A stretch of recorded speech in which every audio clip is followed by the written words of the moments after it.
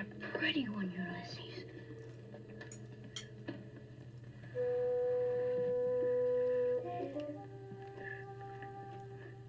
There it is. Hello BookTube, I'm Sean the Book Maniac. Welcome back to my channel. It's another nice day. I can be outside. So I'm at my usual spot, the original outdoor spot, but I've turned myself around a bit so that's a little bit of a new view for you. So yeah, a few little things to say here and there today on Friday Reads. I'm going to start with this. You all probably think I'm a Renaissance man, right? No? So I'm going to tell you a little story that will demonstrate why I should only be allowed to do things with books and just have somebody handling all the other practical matters related to my life. So it's a techno-peasant story.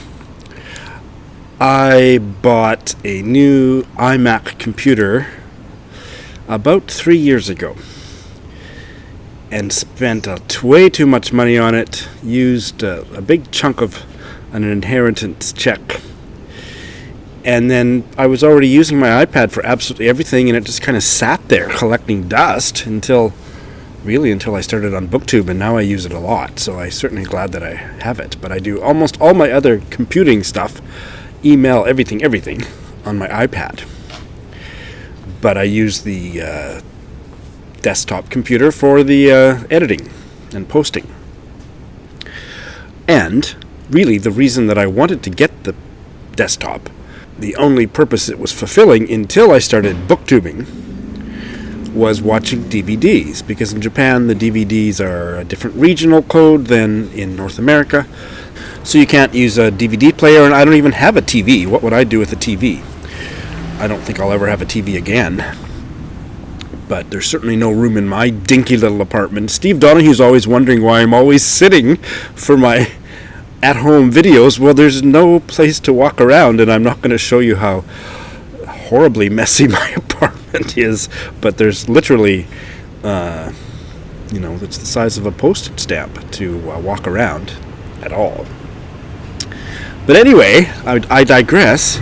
So Kenji and I often watch TV programs on DVD from the West.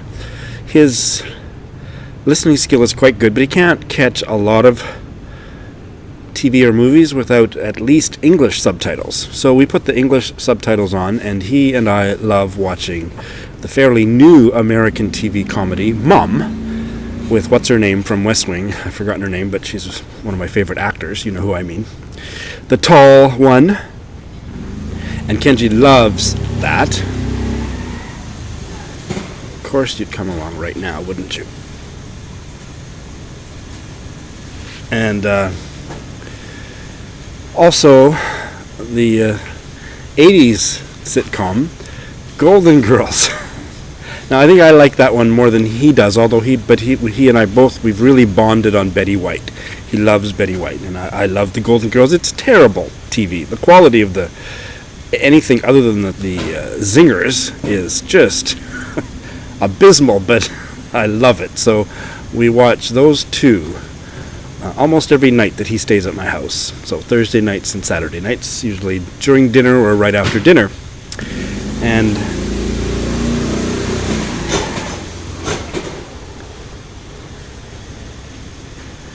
the thing about this is a mailman on that motorbike, but there's also people that deliver flyers, and it's such a waste of energy, and it's such noise pollution. He just drove his bike from this house to that house, and it leaves it running, and it makes so much noise. And there's a flyer delivery that takes place on my street at 4 a.m. and it's so noisy, and I can't believe he goes from one building, stops, lets it idle, and then the next building, and it's irritates me. Okay, this is digressions building upon digressions. Bye-bye.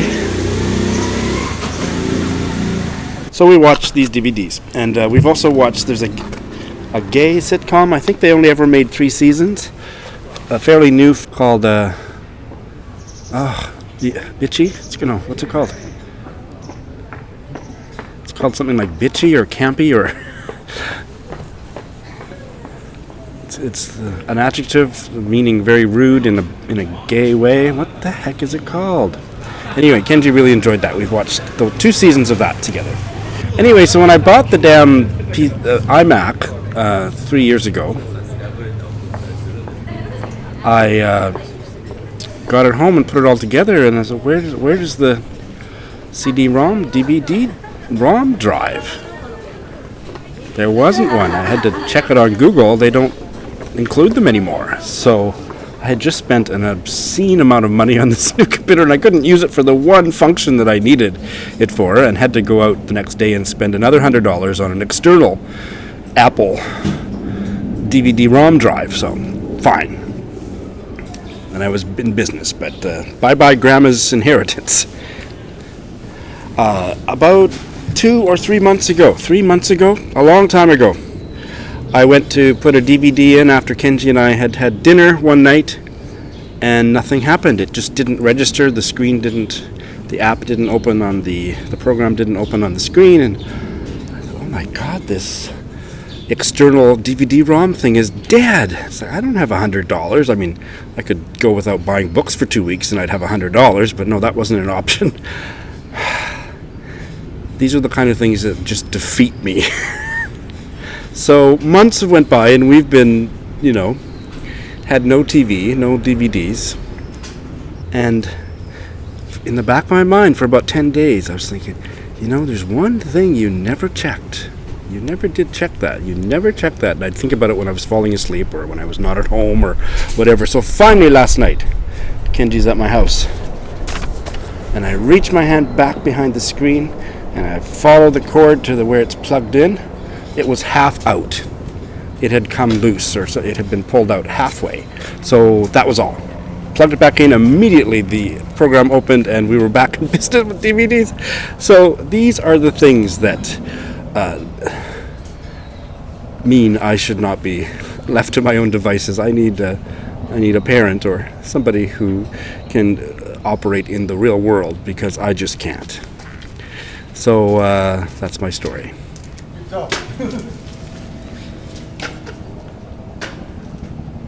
That elderly gentleman who lives right there came out on his bicycle, and he stood right beside me and watched me finish that story.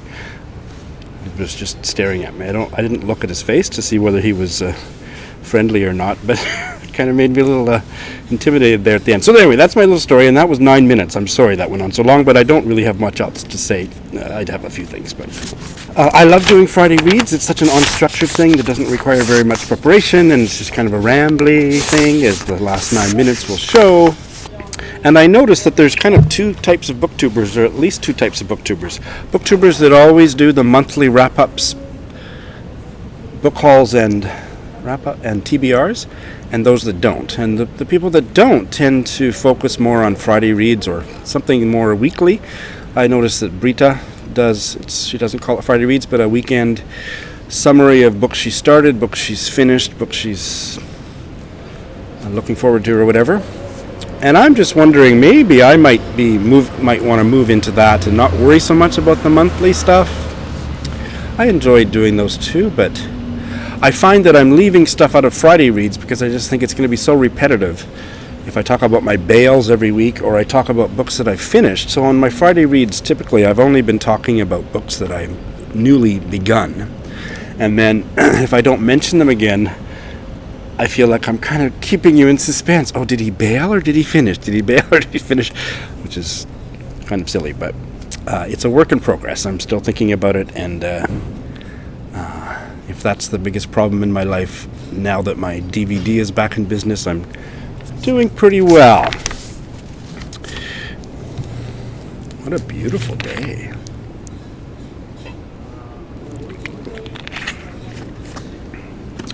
I have started 2 books this week, and I have purposely chosen really short books because I'm reading so many tomes, and I hope to finish most of them. I had set a goal to finish a couple of them by this week, and it just isn't going to happen, but I did make some pretty good progress with those. But I don't want to add another chunkster to my to my pile right now. So I've chosen on ebook The End We Start From by Megan Hunter, which Kendra Winchester raved about on her wrap-up the other day and said it was really short. I think it's, 100 and... maybe it's only 80 pages. I can't remember, but it's short, and it's a dystopian novel, which I don't tend to go for, but I opened it and read the first paragraph, which is, I think my quote is the first paragraph. It is the opening lines, yes. I was so sucked in by the writing. The writing is just incredible. So, listen to this opening, and here's what I love about this dystopian novel. There's no world building. You don't really know. I mean, it seems to be flooding. So it's like probably global warming. The seas are rising, but there's no detail, and I love that. It makes it more scary, and I hate all that dystopian fantasy world building stuff. It just makes my skin crawl. So I'm really enjoying this. I should have even finished it by now. It's so short, but the writing is amazing, and it's her debut. The only thing that's a little bit confounding, but once you get used to it, it's okay. All the characters are referred to by the initial. So this story is R. This woman's husband or boyfriend is R, and then there's a S and a J who are R's friends. I am hours from giving birth, from the event I thought would never happen to me, and R has gone up a mountain. When I text him, he sends his friend S to look after me, and starts down the mountain. S is scared and has brought J. J is also scared and has brought beer. They watch me from a corner of the room as though I am an unpredictable animal, a lumbering gorilla with a low-slung belly and suspicious eyes. Occasionally they pass me a banana. They try to put Match of the Day on. I growl. I growl more, and finally I am waterless, the pool of myself spreading slowly past my toes. It's amazing. I've also started another shorty that's been on my pile for about 6 months, and I was kind of reminded of it because Simon has reviewed it recently. It's Moonstone, the boy who never was, and I didn't even notice until I googled the pronunciation that the author only uses one name, and in Icelandic the pronunciation is Sean. And my name is Sean Mooney, so how is that for a signal that this is a book I should read? And this is a very gay book. Sean, as far as I noticed, I never thought I'd hear myself say Sean is not gay, but I think the author is not gay as far as I understand it, but it's based on the life of his great uncle who was really gay, and this book is very gay. I've only a chapter in. No, a couple chapters, but the writing is really strong, and it's a very sexual story. It starts out, I was tempted to read it to you, but I won't, but I'll describe it to you. It might be jarring enough for some of you daisies. It starts out with a boy who's prostituting himself with a man, and he's sucking the man off on the side of a cliff while a woman comes around the side on a motorbike, and he's trying to listen to see, is it an Indian motorcycle or a Harley Davidson, while he's doing his business. I won't soon forget that opening scene. Set in October 1918, which I guess is when a volcano erupted in Iceland. I haven't got to that part, but I just gave myself a little spoiler. For me, a spoiler is when I read the back of the synopsis at the back, because I hadn't looked at it yet. So now I've ruined that surprise for myself.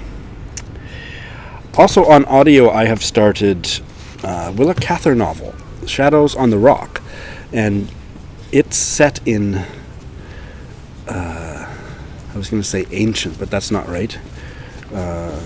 Maybe 17th, 16th century Quebec.